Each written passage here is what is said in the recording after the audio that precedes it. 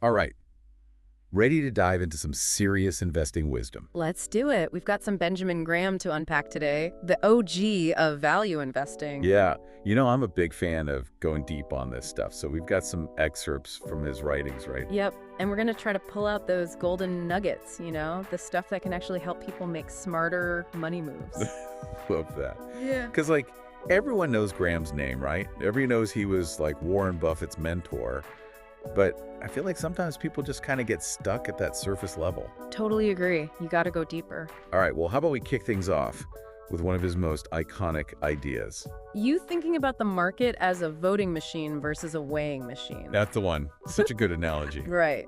In the short term, the market can be totally irrational, driven by emotions and speculation. Oh, yeah. People just voting for their favorite stocks. Exactly. Like a popularity contest. That's the voting machine. Got it. So how do we shift gears to the weighing machine side of things? How can I find those hidden gems where the market is totally missing a company's real worth? That's where intrinsic value comes in. Ah, yes. Classic Graham. Right. He was all about looking beyond the stock price. He'd say, okay, what's this company actually worth? You got to dig into their financials, their business model, what makes them tick. So it's like being a detective almost, searching for clues the market's totally overlooking.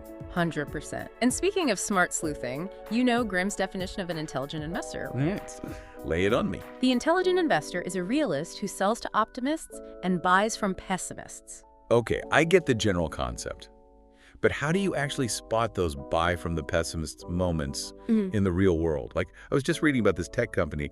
Stock totally tanked after some privacy scandal.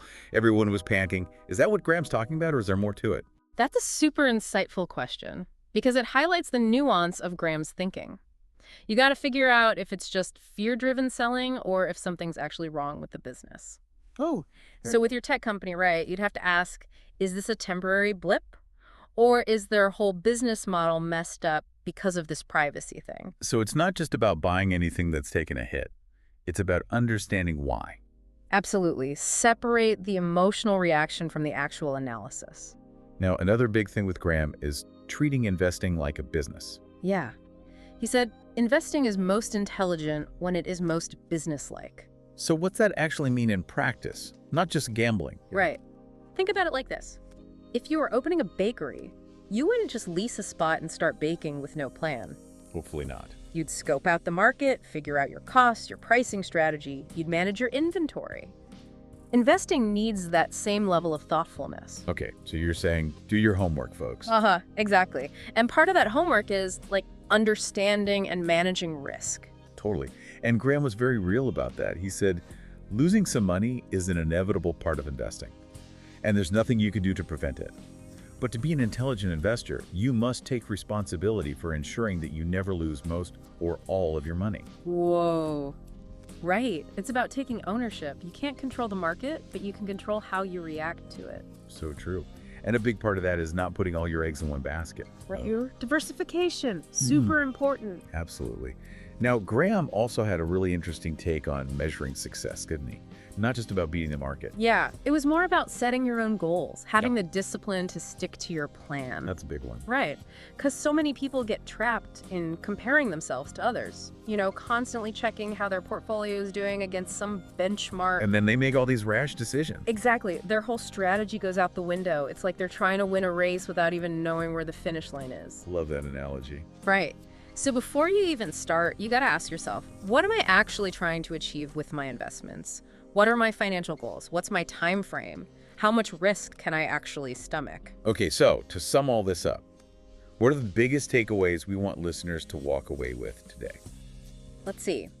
Think long term. Do your research, understand value, manage your risk, and probably most importantly, define what success means to you. Don't just follow the crowd. Those are some solid Graham-approved principles. They've stood the test of time for a reason. And here's one final thought to chew on.